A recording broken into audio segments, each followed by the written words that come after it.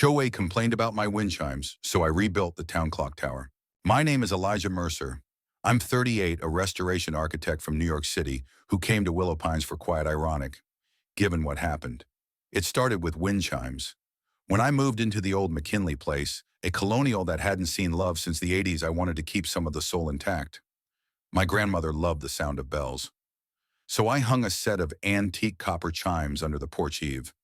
They were mellow, barely a whisper against the wind. So soft they didn't even rattle during the July storms. But 3 days later, a knock echoed through my unfinished foyer. She introduced herself like royalty. I'm Karen Bledsoe, president of the Willow Pines Homeowners Association. She wore a name badge. I'm here about a complaint. Your wind chimes, they're disruptive. I blinked. Ma'am, they're barely audible. She held up a printed page. We've had reports. From who she didn't answer, just said, remove them, or face escalating action. That night, I left them up. 2 mornings later, they were gone, cut clean from the string, only the frayed nylon left dangling. I reported it to the sheriff, who shrugged. No cameras, no case. That's when I started digging into Karen, into this so-called HOA. See, Willow Pines wasn't a traditional HOA community. There was no legal registration with the county, no state records, no deed-referenced CCR's covenants, conditions, and restrictions, just a self-declared president, some faded newsletters, and an army of enforcers who acted like they owned the place. And the rules, they were entirely made up. I confronted her again, cordial at first. Karen, I looked into the HOA charter. There's no filing with the state. She didn't blink. We operate privately. Community standards don't need bureaucracy. That's not how property law works. She sniffed. You're new. You'll learn. She turned and left like nothing mattered. That same week, I began to notice oddities, small but deliberate. My mailbox was unhinged. My trash wasn't picked up while everyone else's was. Kids stopped waving. Neighbors looked away. Then the late-night notes appeared. Obey the rules. Keep it peaceful. When I installed a new set of chimes, this time out of reach on the second-floor balcony, they weren't removed. They were smashed. Shattered pieces found in my garden like a threat. That was the last straw. I took 2 weeks off work. I began researching. What Karen didn't know, what no one out here bothered asking, was that I once led the preservation of Manhattan's Cathedral Bell Tower during its seismic retrofit. I knew historical structures. I knew architectural acoustics. I knew how to make a point. So I went into town, bought permits not under HOA oversight, but City Hall. My property wasn't under any legal HOA. It was mine. Over the next month, I worked day and night, bringing in reclaimed timber, bronze fittings, sound dampening technology, and a reinforced foundation. Karen watched from across the street, smug at first until the bell structure rose higher than her second floor. At first, whereas she protested, "This is harassment," she screamed at me in front of a construction crew. I calmly replied, "I'm building a tribute for peace and heritage, entirely legal." She filed noise complaints, but there was no sound. Not yet, just construction. The first time the bell rang, it was deliberate 8:00 a.m., Saturday. A deep, resonant dong rolled across the neighborhood. Not shrill, not abrasive, just assertive. Within 5 minutes, my doorbell rang. Karen again. I want it stopped. Now. It's automated. On the hour. Volume within municipal code. No more than your leaf blower. This is war, Mr. Mercer. Then call your troops. And she did. But she didn't know the mayor was my client. I'd redesigned the municipal archive. The inspector, a childhood friend. The media. They were interested. Local man builds clock tower to honor lost grandmother Willow Pines Bell Project. I even had a petition over 500 signatures online. The comments, "Let the man have his bells. Better than HOA tyranny." Karen strikes again. Karen, meanwhile, kept unraveling.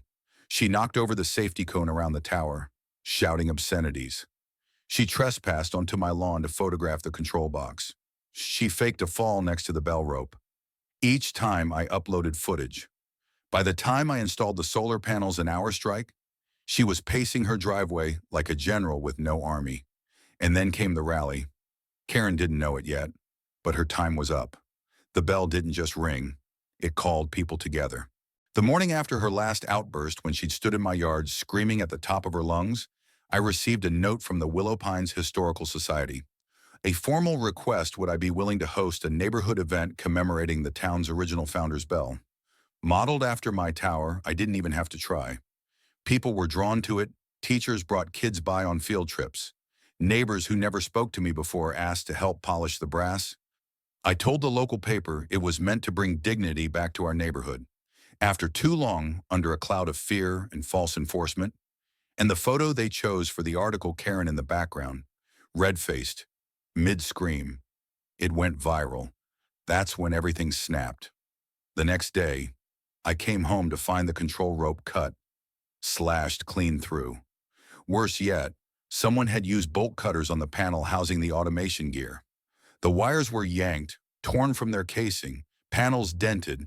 It wasn't just vandalism, it was deliberate sabotage. I filed a police report.